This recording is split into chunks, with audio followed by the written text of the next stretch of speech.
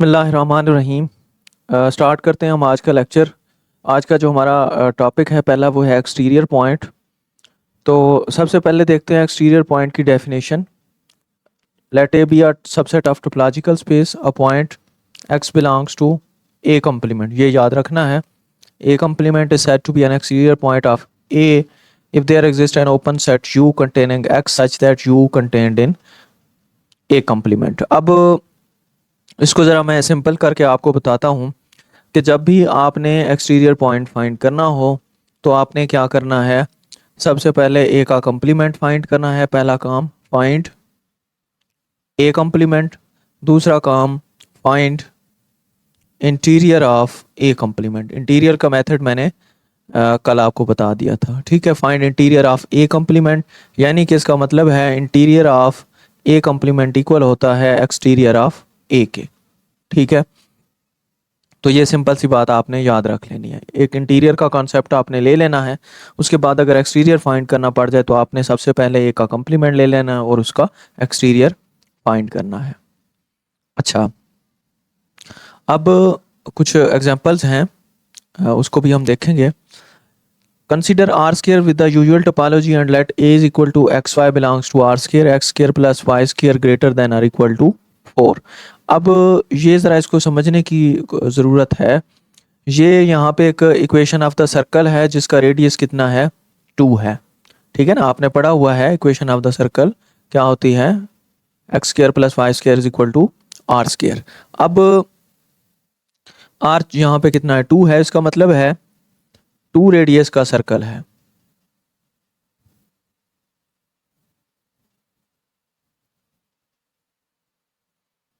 ये मतलब ये उसकी क्या है, बाउंड्री है। लेकिन एक बात आप याद रखें, यहाँ पे वो कहता है कि x square plus y square जो है वो greater than or equal to 4 है, मतलब ये इसके बाहर है। उसकी वैल्यू जो सर्कल की है वो प्लेन में क्या है, उसका रेडियस 2 या 2 से ज़्यादा है। इसका मतलब है कि वो कहीं उसका रेडियस जो है ना वो 2 से ज़्यादा है, वो बाहर ही है। अब हमने इसका फाइंड करना है इंटीरियर और एक्सटीरियर। अब जाहिर सी बात है, अगर हम इसका इंटीरियर फाइंड करेंगे तो वो क्या होगा, x square plus y square greater than 4, यानी कि उसके बाहर वाला इलाका होगा, ठीक है। ये इसके बाहर वाला इलाका है। फ़र्ज़ करें ए जो है ये इसके बाहर वाला इलाका है, ये ए है। अब चूंकि जब हम इसका एक्सटीरियर फाइंड करेंगे तो एक्सटीरियर में मैंने कहा कि सबसे पहले आपने ए कंप्लीमेंट लेना है। अगर ये बाहर वाला हिस्सा एक ए है तो इसका कंप्लीमेंट कौन सा हिस्सा होगा, ये अंदर वाला हिस्सा। ये अंदर वाला हिस्सा इसका क्या होगा, ए कंप्लीमेंट होगा। अगर ये सारे का सारा ए कंप्लीमेंट है तो आप इस ए कंप्लीमेंट का इंटीरियर फाइंड करें। इंटीरियर इसका क्या होगा, जो अंदर वाला इलाका होता है वो सारे का सारा इंटीरियर होता है। तो इंटीरियर ऑफ ए कंप्लीमेंट, ये हमने अभी अभी पढ़ा है कि ये एक्सटीरियर के इक्वल होता है, ठीक है। एक्सटीरियर ऑफ ए के इक्वल होगा। अब अगर ये एक्सटीरियर के इक्वल है तो फिर ए का एक्सटीरियर क्या होगा, वो लेस देन 4 होगा, यानी कि ये जो अंदर वाला एरिया, ठीक है, ये एक्सटीरियर में आ जाएगा और बाहर वाला एरिया सारे का सारा क्या है, वो इंटीरियर में आ जाएगा।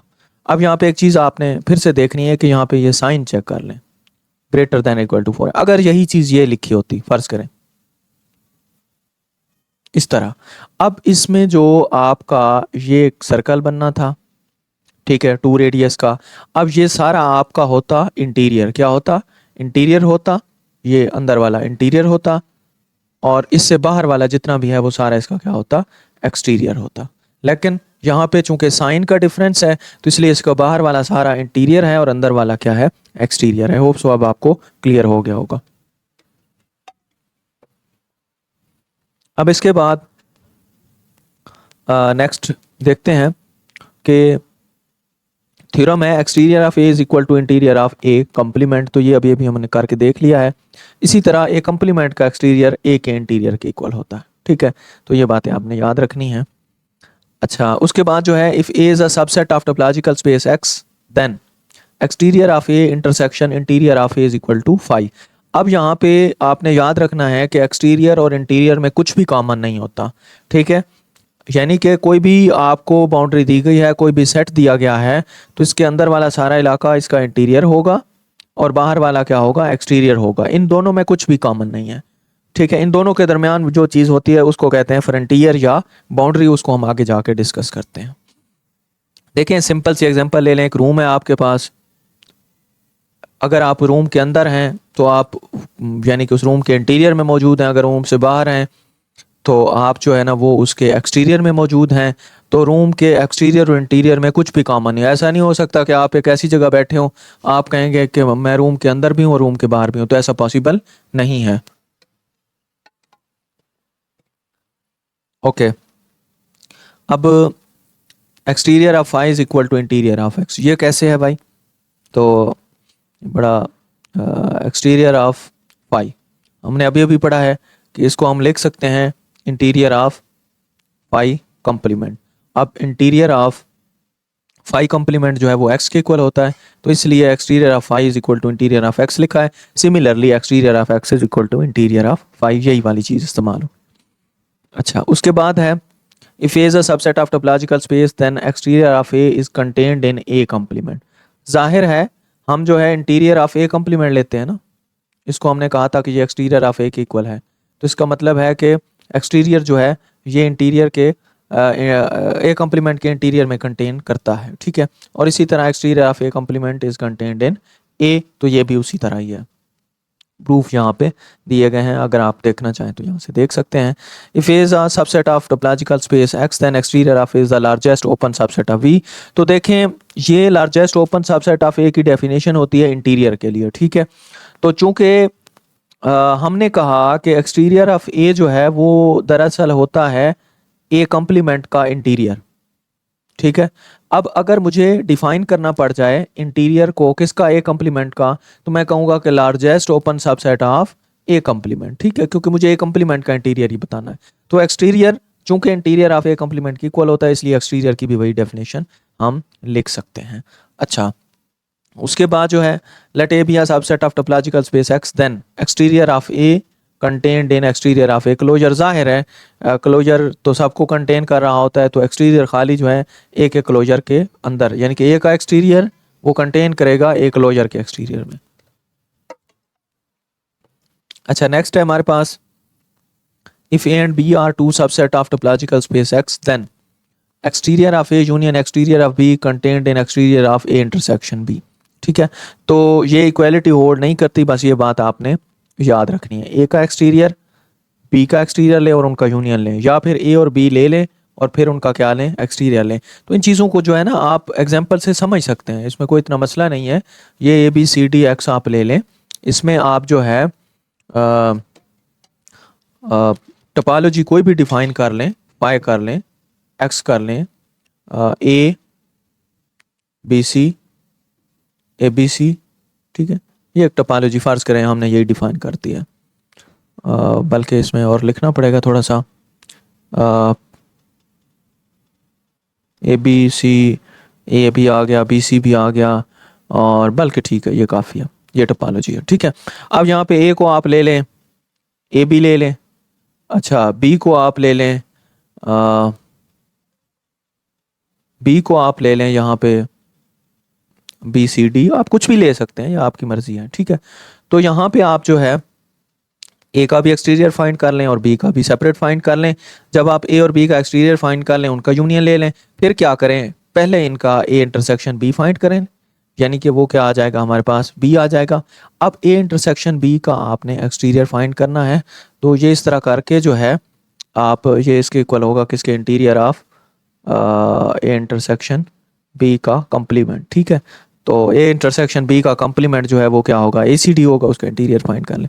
तो मतलब इस तरह करके आप ये इक्वालिटी अगर आपके पास पेपर में आ भी जाए और फ़र्ज़ करें आपको ये चीज़ याद ना हो, तो ऐसे ये क्विक एग्जांपल वहाँ पे आपने लेनी है और 2-3 मिनट में आपके पास आंसर होगा। और जब ये चीज़ें आ जाएंगी तो चाहे एक्सटीरियर यूनियन का लेना पड़ जाए, यूनियन का तो भाई इक्वल है, तो आप फ़ौरन से वहाँ पे कर सकते हैं।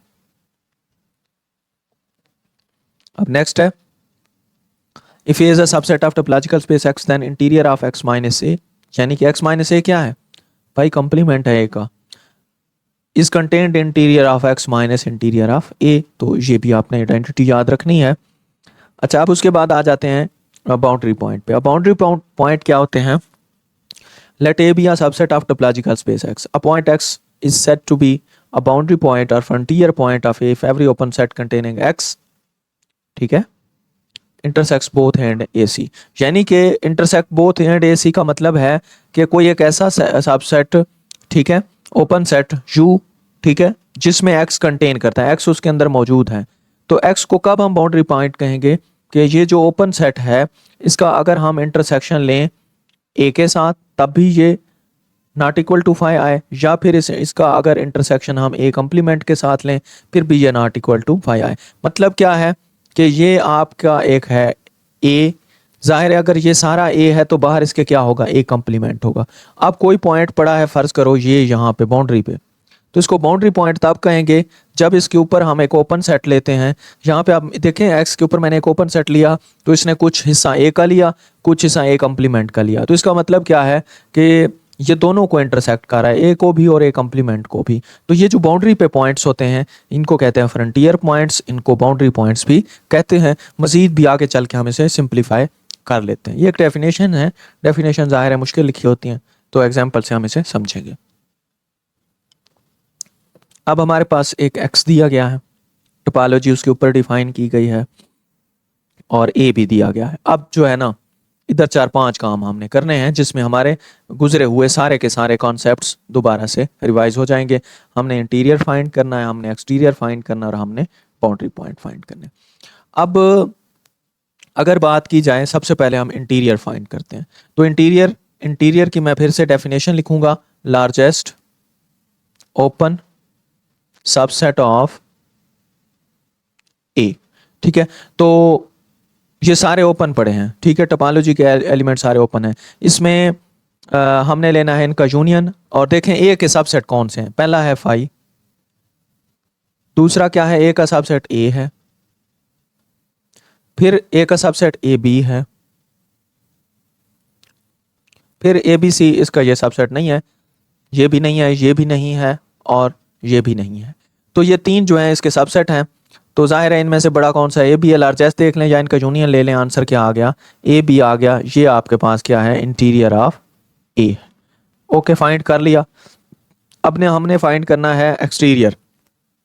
एक्सटीरियर के लिए सबसे पहले A कंप्लीमेंट लें। A कंप्लीमेंट ABC है तो क्या आएगा, DE आएगा। अब आपने क्या करना है, लार्जेस्ट ओपन सबसेट ऑफ, अब A नहीं आएगा बल्कि क्या आएगा, A कंप्लीमेंट आएगा और ये किसके इक्वल होंगे, एक्सटीरियर ऑफ A के, ठीक है। यानी कि मैं यहाँ पे interior of A complement find करना है। तो ये DE आपके सामने है, इसका कोई सबसेट है इधर, देखते हैं 5 इसका सबसेट है, ठीक है, और A नहीं है DE का, ठीक है, AB भी नहीं है DE का, ACD भी नहीं है, ABCD भी नहीं है, ABX कुछ भी नहीं है। तो इसका मतलब है ये अकेला ही है, तो बस यही आंसर है। तो एक्सटीरियर ऑफ A क्या आ गया भाई, ये हमारे पास 5 आ गया। अब यहाँ पे हम आगे चलते हैं और हम फाइंड करते हैं बाउंड्री पॉइंट। देखा यहाँ पे जिस तरह मैंने आपको बताया, A का इंटीरियर AB फाइंड हमने किया, इसी तरह जो एक्सटीरियर था वो 5 आया था, A has no exterior point, ठीक है। अब यहाँ पे बाउंड्री जो है वो हमने फाइंड करनी है। तो the points which are neither interior points nor exterior points of A are precisely the boundary point of A। अब बड़ी आसान सी बात आपके पास आ गई बाउंड्री पॉइंट के हवाले से। ऐसे पॉइंट्स जो ना तो इंटीरियर में हूँ और ना ही एक्सटीरियर में हूँ, तो वो कहाँ पे पड़े होंगे भाई, हम कहते हैं वो होंगे बाउंड्री पे। तो हमने इंटीरियर देखा A का, वो था क्या था भाई, AB था। एक्सटीरियर हमने फाइंड किया, एम्प्टी सेट था। बाकी बचा फ्रंटियर, तो फ्रंटियर जो है फिर क्या होगा, या बाउंड्री, इसको BD भी लिखते हैं, B ऑफ A भी लिखते हैं, FR फ्रंटियर भी लिखते हैं, जो भी नोटेशन हो। तो यहाँ पे AB तो इंटीरियर में आ गया, बाकी क्या बचा हमारे पास, CDE, ठीक है ना। X में से टोटल X क्या था हमारे पास, ABCDE, तो उसमें से जो इंटीरियर वाले हैं वो निकाल लें, बाकी जो पॉइंट बचेंगे वो क्या होंगे, फ्रंटियर के होंगे। एक और एग्जांपल है, बहरहाल ये मैं आपके लिए छोड़ रहा हूँ। ओके, अब फ्रंटियर का एक और भी है कि अगर आप A का क्लोजर ले लें और A के कंप्लीमेंट का क्लोजर लें ना, X माइनस A का मतलब A कंप्लीमेंट है, दोनों का क्लोजर लें और उनका इंटरसेक्शन ले लें तब भी फ्रंटियर आएगा। ये बहुत सारे फार्मूले आपको बता रहा हूँ।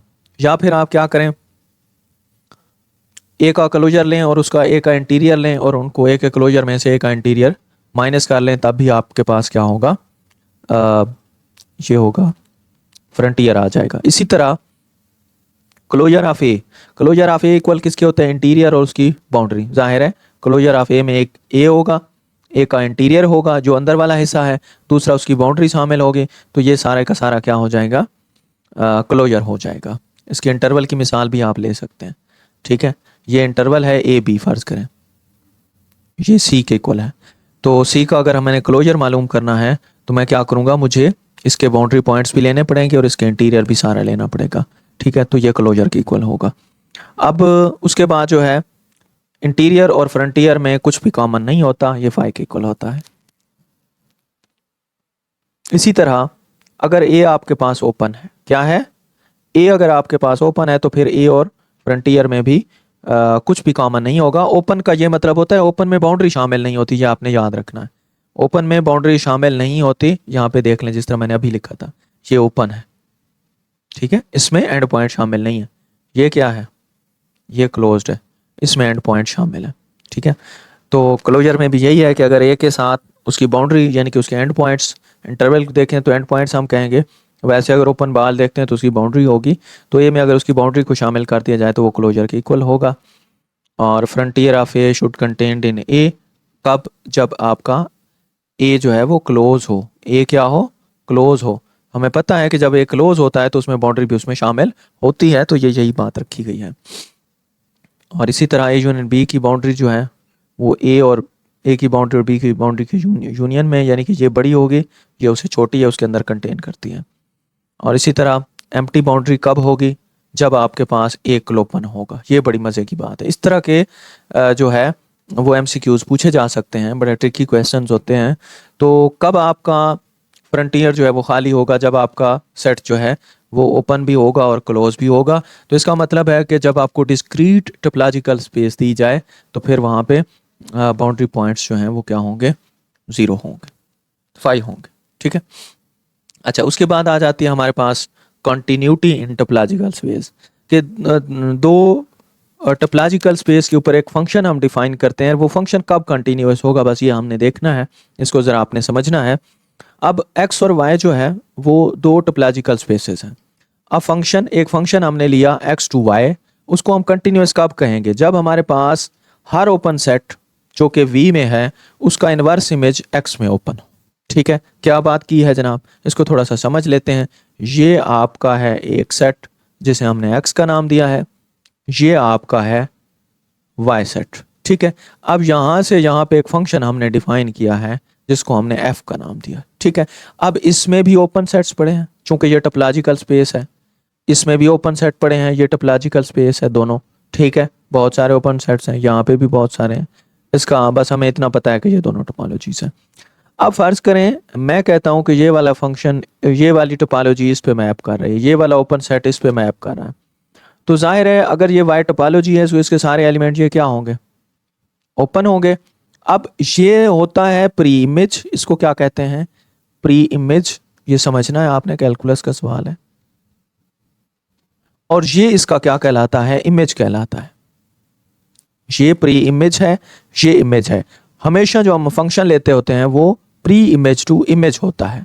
अब कंटिन्यूअस ये फंक्शन कब होगा कि अगर ये है इमेज, इसका जो प्री इमेज है या इसका इनवर्स इमेज है, दोनों में से। ठीक है, प्री इमेज या इनवर्स इमेज, अगर ये ओपन है तो इसका अगर इनवर्स इमेज भी ओपन हो तो फिर हम कहेंगे कि फंक्शन कंटिन्यूअस है। बात समझ आई। दूसरी टोपोलॉजी में, दूसरी टोपोलॉजी से क्या मुराद है, f हमारा x टू y है। ठीक है, x पहली टोपोलॉजी है और y दूसरी है। इसमें अगर कोई ओपन है, उसका इनवर्स इमेज अगर x में ओपन हो जाता है तो फंक्शन कंटिन्यूअस है। सिमिलरली अगर कोई सेट जो है y में क्लोज है और उसका इनवर्स इमेज x में क्लोज आ जाता है, तब भी फंक्शन क्या होगा, कंटिन्यूअस होगा। तो इसलिए कंटिन्यूअस फंक्शन की ये डेफिनेशन भी टोपोलॉजी के अंदर की जाती है कि ये एक ऐसा फंक्शन है जो कि पुल बैक करता है ओपन सेट को ओपन सेट की तरफ और क्लोज सेट को क्लोज सेट की तरफ। ठीक है, तो होप सो आपको बात समझ आ गई होगी। दूसरे टोपोलॉजी में अगर कोई ओपन सेट का इनवर्स इमेज ओपन आ जाता है पहली टोपोलॉजी में, या किसी दूसरी टोपोलॉजी में क्लोज सेट का इनवर्स इमेज क्लोज सेट आ जाता है पहली टोपोलॉजी में, तो ऐसे फंक्शन को हम कहेंगे कंटिन्यूअस फंक्शन। अब एक एग्जांपल देखते हैं। ये एक एक्स हमारे पास ए बी सी है, टा एक्स, उसके ऊपर हमने टोपोलॉजी डिफाइन की phi A B C X, और इस तरह वाई हमने एक सेट लिया 1 2 और उसके ऊपर टोपोलॉजी डिफाइन की फाई 1 वाई। ठीक है, अब दो टोपोलॉजीज हैं। ठीक है, आपने एक फंक्शन डिफाइन किया f of x to y by, अब ये फंक्शन खुद ही हमने डिफाइन करना होता है। ठीक है, ये एक ऐसा फंक्शन है कि ये देखें, अब ये है फर्ज करें टा एक्स, ये है टा वाई। अब हमने क्या मैपिंग बनाई है, यहाँ पे ए है, यहाँ पे बी है, यहाँ पे सी है, यहाँ पे 1 है, यहाँ पे 2 है। अब हमारी फंक्शन की मैपिंग्स किस तरह है भाई, इसको जरा समझें। ए हमारा मैप कर रहा है 1 पे, बी हमारा मैप कर रहा है 2 पे, सी भी हमारा मैप कर रहा है 2 पे। इस तरह का फंक्शन है। अब यहां से देखें 1 का इनवर्स इमेज ए है, 2 का बी है और 2 का सी है। अब अगर 1 है ओपन, क्या 1 ओपन है टा वाई में, यहां पे हमें नजर आ गया टोपोलॉजी के अंदर है, तो ये ओपन है। ये क्या है, ओपन है। बात खत्म हो गई। अब हम चेक करेंगे कि क्या 1 का जो इनवर्स इमेज है वो ओपन है। तो 1 का इनवर्स इमेज है ए, क्या ए ओपन है? यस, ओपन है। तो इसका हम क्या मतलब है कि फिर पहली कंडीशन तो कंटिन्यूटी की पूरी होगी। दूसरा भी हम चेक कर लेते हैं। अब इसमें जो है दूसरा ओपन सेट, ये 2, इसको हमने चेक नहीं करना। क्यों नहीं करना, हमने सिर्फ ओपन चेक करने होते हैं। हमने क्या करने हैं, ओपन चेक करने हैं। फाई और एक्स का तो फिर फाई तो वैसे ही फाई है, वाई का इनवर्स इमेज एक्स है, तो वो चूंकि वाई सारा ही यहाँ पे टोपोलॉजी में ओपन है, यहाँ पे क्या है, ओपन है, तो इसका मतलब है कि ये मैप करेगा किसको, एक्स को, और एक्स भी क्या है यहाँ पे ओपन है। तो हमने यहाँ पे ये चेक किया कि जो टा वाई के अंदर ओपन थे वो उनके इनवर्स इमेजेस टा एक्स में ओपन है। अब टा वाई में ओपन था 1, उसका इनवर्स इमेज यहाँ पे ओपन है। टा वाई में था वाई, उसका इनवर्स इमेज एक्स में, एक्स ओपन है। फाई का इनवर्स इमेज जो है वो फाई है, वो यहाँ पे भी ओपन है, दोनों में ओपन है। तो इसका मतलब है एफ क्या है, कंटिन्यूअस है। एफ क्या है, कंटिन्यूअस है। अब अगली बात देखते हैं। अगर हम एक और मैपिंग डिफाइन करते हैं जिसको हम नाम देते हैं जी का, जिसको किसका नाम देते हैं, जी का। और जी किस तरह है, जी ऑफ ए 2 है, जी ऑफ बी 1 है और जी ऑफ सी 2 है। इसको मैं यहाँ पे ड्रा कर लेता हूँ। यहाँ पे ए बी सी, यहाँ पे आ गया 1 2। अब ये जी फंक्शन है जो कि टा एक्स ये है, ये क्या है, टा वाई है। ठीक है, अब यहाँ पे देखें, सबसे पहले हमने देखना है कि टा वाई में ओपन कौन सा है। ओपन ये वाला है, सिर्फ ये टोपोलॉजी ऊपर वाली हम यूज कर रहे हैं। अब पहले तो मैपिंग बना लें, G of A is equal to 2, यानी कि ये इधर है।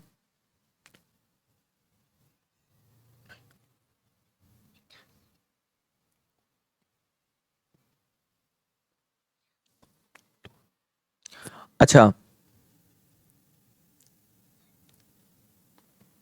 अब इसमें दूसरा क्या है हमारे पास, G of B is equal to 1, ये इधर है।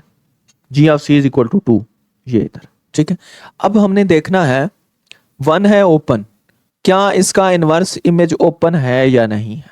इसका इनवर्स इमेज क्या है, inverse image of 1 is B.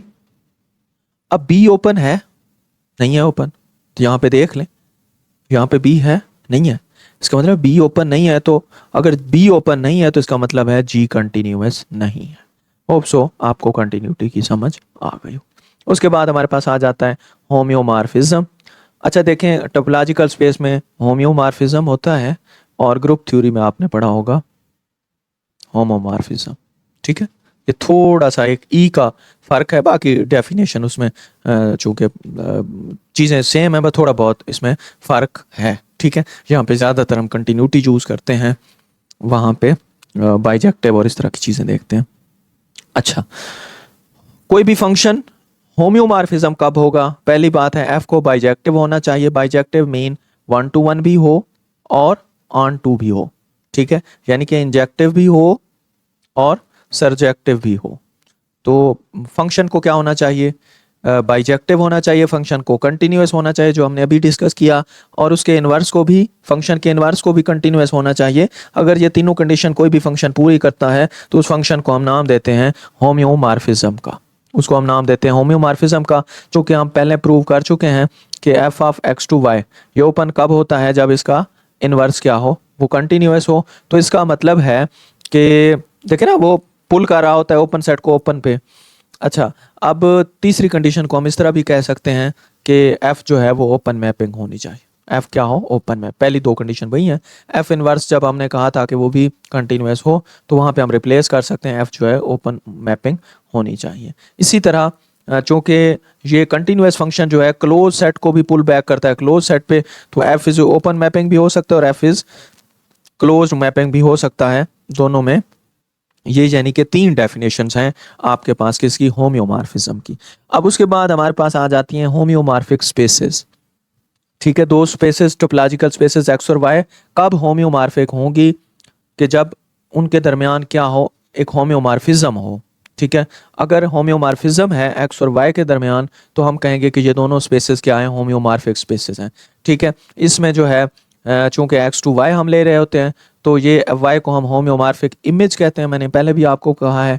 ठीक है, और एक्स आपके पास क्या होगा, प्री इमेज होगा, होम्योमॉर्फिक प्री इमेज होगा, या इनवर्स इमेज भी आप कह सकते हैं। और इनको डिनोट कैसे किया जाएगा, इस तरह। अब एक एग्जांपल है, हम होम्योमॉर्फिज्म को समझते हैं। स्टैंडर्ड टोपोलॉजी हमने ली, यूजुअल टोपोलॉजी जिसे हम कहते हैं। इसमें x जो है हमने सेट ऑफ रियल नंबर ले लिया, y एक हमने ओपन इंटरवल लिया -1 to 1, और इसमें हमने डिफाइन कर दिया अपना function x over 1 plus absolute value of x। अब यहाँ पे दूसरा फंक्शन हमने एक डिफाइन किया with respect to y over 1 minus y absolute value of y। अब अगर ये बाइजेक्टिव है, ठीक है, तो फिर ये दोनों क्या होंगे, कंटिन्यूअस होंगे। अब सबसे पहले यहाँ पे इंजेक्टिव फंक्शन चेक किया। इंजेक्टिव का क्या मतलब है कि 1 to 1 चेक किया गया है। 1 to 1 का क्या मतलब होता है कि अगर आपके फंक्शंस पे वैल्यू इक्वल्स आ रही हैं, तो इट मींस ये लाजमी है कि y1 फिर y2 के इक्वल होगा। अगर ये इक्वल ना हो, ठीक है, ये इक्वल ना हो, तो फिर लाजमी होता है कि ये भी इक्वल ना हो। ठीक है, यानी कि यहाँ पे इक्वालिटी तो यहाँ पे भी इक्वालिटी, यहाँ पे इनइक्वालिटी तो यहाँ पे भी इनइक्वालिटी। अगर ये प्रूफ हो जाता है तो हम फिर क्या कहते हैं कि वो फंक्शन 1 to 1 है। ठीक है, यहाँ पे हमने दो केसेस लिए हैं कि अगर दोनों जो है, चूंकि देखें ना, y1 और y2 किसको बिलोंग कर रहे हैं, ये इस इंटरवल में से है -1 से 1 में। या तो ये दोनों पॉजिटिव होंगे या ये दोनों नेगेटिव भी हम ले सकते हैं। ये सारे केसेस में हम शो कर रहे हैं। ठीक है, नेगेटिव भी हम ले सकते हैं, ये आप देखेंगे आपको इजीली समझ आ जाएंगे। इस तरह ऑन टू क्या होता है, जहाँ पे आपकी कोड डोमेन जो है वो सेकंड सेट के इक्वल आ जाए, तो फिर हम कहते हैं कि ये ऑन टू है। तो यहाँ पे भी यही कुछ शो किया गया है, बहरहाल आप इसे देख सकते हैं। और एंड पे जो है हमने इसकी कंटिन्यूटी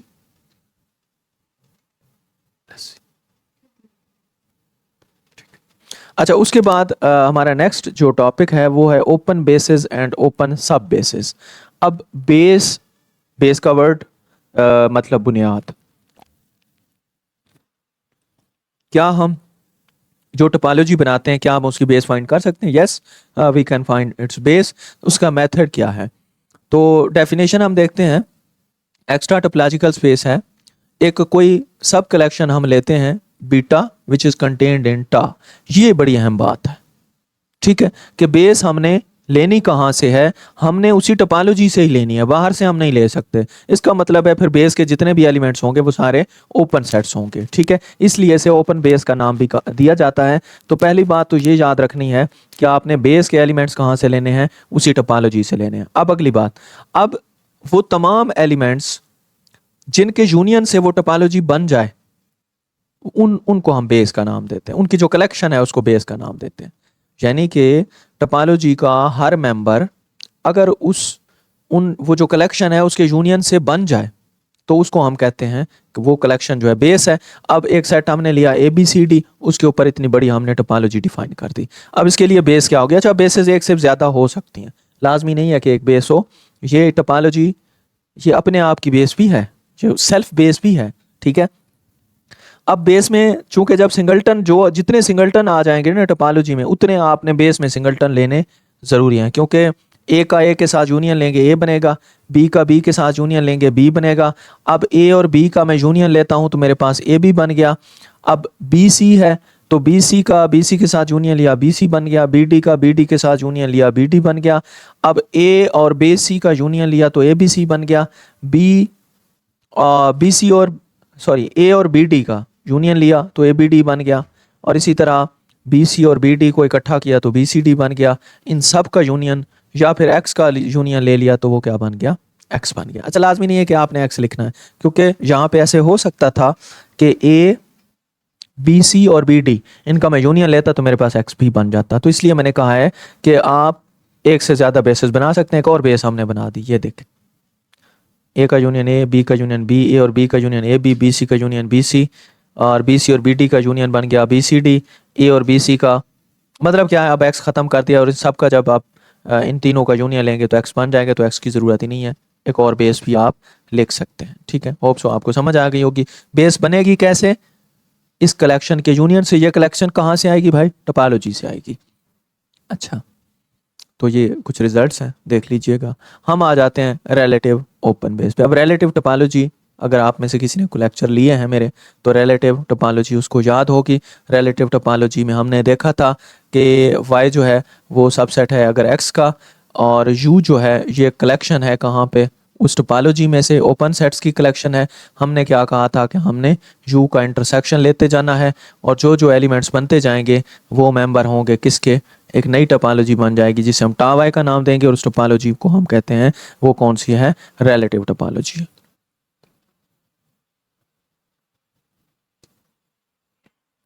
अब ये तो थी relative topology. Similarly relative open base क्या होगी, तो उसमें हमने करना क्या है, एक सबसेट लेना है y किसका, x का, और जाहिर है इसके ऊपर एक जो है वो हम टोपोलॉजी भी बना रहे होंगे। ये जिस तरह मैंने आपको मेथड बताया, एक रिलेटिव टोपोलॉजी आपने बना ली। अब यहाँ पे बीटा जो है, ये बीटा आपने याद रखना है, ये क्या है, ओपन बेस है x की। बीटा क्या है, ओपन बेस है x की। अब अगर बीटा ओपन बेस है तो बीटा के अंदर जितने भी एलिमेंट्स पड़े हैं उनका आपने y के साथ क्या करना है, इंटरसेक्शन लेते जाना है। तो ये आपके पास क्या बन जाएगा, रिलेटिव ओपन बेस होगा। बात समझ आई। रिलेटिव टोपोलॉजी के केस में हम क्या करते थे, उस टा एक्स के ओपन सेट लेके उनका y के साथ इंटरसेक्शन लेते थे। अब आपने वो टा के एलिमेंट्स, टा के ओपन सेट्स नहीं लेने, बल्कि आपने क्या करना है, जो पहले बेस है ना एक्स की, बस उसमें जितने भी एलिमेंट्स पड़े हैं, उसमें जितने भी सबसेट उसके पड़े हैं, उनका आपने y के साथ इंटरसेक्शन लेना है। तो वो आपके पास बन जाएगा बेस, रिलेटिव ओपन बेस। अच्छा, अब यहाँ पे मैं इस तरह करता हूँ कि आपको एक एग्जांपल से इसको कर देता हूँ। एग्जांपल हम ले लेते हैं, x को ए बी सी लेते हैं, जहाँ पे मैं y को ले लेता हूँ ए बी। ठीक है, y सबसेट बन गया। अब टा के ऊपर मैं एक टोपोलॉजी डिफाइन करता हूँ, और वो है मेरे पास फाई ए बी सी और x। ठीक हो गया। अच्छा, ये टा के ऊपर टोपोलॉजी मैंने डिफाइन की। अच्छा, अब इसकी मैं एक बेस फाइंड करता हूँ इस टोपोलॉजी की। तो वो टोपोलॉजी की बेस में आपके पास फाई आप लिखें या ना लिखें, ये आपकी मर्जी होती है। अच्छा, एक तो सिंगलटन ए है, मुझे लेना पड़ेगा। दूसरा मैं बी सी भी लेना पड़ेगा। चलें, इधर मेरा काम हो गया। ठीक है, एक बेस मैंने लिख दी, जो कि देखें, ए का ए के साथ यूनियन ले ए बनेगा, ए और बी सी का बी सी के साथ अपने आप से यूनियन लें बी सी बनेगा, और इन दोनों का यूनियन लें तो वो एक्स बन जाएगा। तो ये बेस मैंने लिख दी। अब मैंने फाइंड करनी है रिलेटिव बेस। ठीक है, तो उसके लिए मैंने क्या सीखा है कि इस बेस, इस बीटा की जो कलेक्शन है उसका y के साथ इंटरसेक्शन लेते जाए। तो पहली बात, फाई के साथ जब मैं y का इंटरसेक्शन लूंगा तो आंसर फाई आएगा। ए के साथ इंटरसेक्शन लूंगा, आंसर क्या आएगा, ए आएगा। बी सी के साथ इंटरसेक्शन लूंगा, आंसर क्या आएगा, बी आएगा। अब ये एक रिलेटिव बेस हमारे पास बन गई। और देखें ये किसकी बेस होगी भाई, ये इसके ऊपर जो टोपोलॉजी टा वाई डिफाइन होगी ना, ये उसकी बेस है। ठीक है, तो होप सो आपको रिलेटिव बेस का आइडिया हो गया होगा। यहाँ पे कुछ बेसिस आपने सिर्फ याद रखनी है। ठीक है, यूजुअल टोपोलॉजी की बेस जो है वो क्या है, ओपन इंटरवल है, ये आपने याद रखना है। यूजुअल टोपोलॉजी की बेस क्या है, ओपन इंटरवल है। इसी तरह ये सोल्यूशन दिए हुए हैं। इसी तरह अगर आपने यूजुअल टोपोलॉजी बनानी है आर स्क्वायर में, कहाँ पे, आर स्क्वायर में, तो फिर उसकी बेस क्या होंगी, ओपन डिस्क्स होंगी। और इसी तरह अगर आपने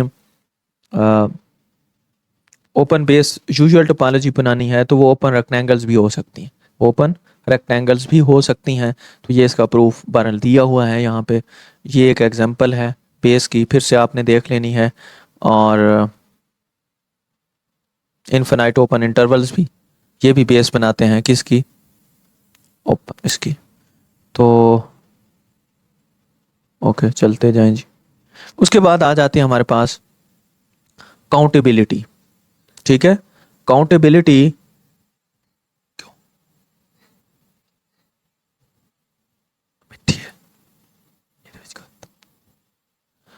अच्छा, काउंटेबिलिटी जो है ये चूंकि हमने स्टार्ट में भी इसको थोड़ा सा डिस्कस किया था कि कौन से सेट काउंटेबल हैं और कौन से सेट काउंटेबल नहीं हैं। तो यहाँ पे भी हम इसको देख लेते हैं। यहाँ पे हम बेसिकली थोड़ा सा डिफरेंट चीज़ें पढ़ेंगे। फर्स्ट काउंटेबल है, सेकंड काउंटेबल है, ठीक है। लेकिन उससे पहले हमें डिस्कस करना पड़ेगा ओपन कवर को, ठीक है। ओपन कवर क्या होता है, कवर भी इसे बोलते हैं, ओपन कवर भी बोलते हैं। अब अगर आपके पास एक्स्ट्रा कोई टोपोलॉजिकल स्पेस है, एक कलेक्शन आप ऐसी लेते हैं किसकी, ओपन सबसेट्स की, कि अगर उनका यूनियन लें तो वो पूरा एक्स बन जाए। मिसाल topology A B C, topology define करें इसके ऊपर, phi X A B C. अब इसमें से मैं दो एक ऐसे ओपन सबसेट लेता हूं जिनका अगर मैं यूनियन लेता हूं तो वो एक्स बन जाता है। देखें, इस टोपोलॉजी में से दो मैं ऐसे ओपन सबसेट लेता हूं, अगर मैं उनका यूनियन लेता हूं तो ये एक्स बन जाता है। तो फिर ये जो कलेक्शन है ना दो की, किसकी, ए की और बी सी की, ये जो एक है इसको बोलते हैं कवर। इसको क्या बोलते हैं, कवर भी बोलते हैं। चूंकि ये ओपन सबसेट्स होते हैं तो इसीलिए इसे ओपन कवर भी लिखा जाता है, ठीक है। तो ये आपने याद रखना है ओपन कवर का। अब इसकी कोई सब कलेक्शन हो, ठीक है, इसकी कोई क्या हो, सब कलेक्शन हो, तो उसको हम क्या नाम देते हैं, सब कवर कहते हैं। ये चूंकि छोटी टोपोलॉजी मैंने डिफाइन की है इसलिए इसका यहाँ पे सब कवर बनाना थोड़ा सा मुश्किल है। अगर बड़ी टोपोलॉजी हो और ओपन कवर हम बड़ा ले लें तो फिर जो है उसका सब कवर भी बन सकता है। यानी कि यही अगर यहाँ पे मैंने डिस्क्रीट टोपोलॉजी ली होती तो जाहिर है मुझे ए भी लेना पड़ता, बी भी लेना पड़ता और सी भी लेना पड़ता। तो फिर उसमें और चीज़ें भी आ जाती, तो फिर उसका एक और छोटा सा कवर भी हम बना सकते थे जिसमें हम तीनों जो है वो ए बी सी सिंगलटन ले लेते, तो वो उसका क्या होता, सब कवर होता। तो आपको होप सो कवर की समझ आ गई होगी और सब कवर की भी। अब हम आते हैं अपनी डेफिनेशन की जानिब। फर्स्ट काउंटेबल स्पेस क्या होती है, a topological space X is said to be first countable if every point x belongs to X has a countable neighbourhood base. थोड़ा सा मुश्किल बता दिया, काउंटेबल नेबरहुड बेस। अब यहाँ पे क्या है कि कोई भी टोपोलॉजिकल स्पेस है उसको फर्स्ट काउंटेबल तब कहेंगे कि जब एक्स का हर एलिमेंट उसके ऊपर जो नेबरहुड बनती है, जो नेबरहुड बेस बनती है, या उसको लोकल बेस भी कहा जाता है, यानी कि उसके ऐसे तमाम नेबरहुड्स जो इस एक्स को कंटेन करते हो, ठीक है, वो क्या हो, काउंटेबल, यानी कि फाइनाइट हो, ठीक है, उनमें तादाद उसकी क्या हो, फाइनाइट हो, तो उसको हम फर्स्ट काउंटेबल कहते हैं। सेकंड काउंटेबल क्या होती है, सेकंड काउंटेबल जो है टोपोलॉजी ऐसी टोपोलॉजी होती है अगर उसकी जो बेस है वो काउंटेबल हो, ठीक है, यानी कि फाइनाइट बेस हो, जिस तरह बेसेस 3-4 हमने ऊपर बनाई हैं, तो उसको हम कहेंगे सेकंड काउंटेबल।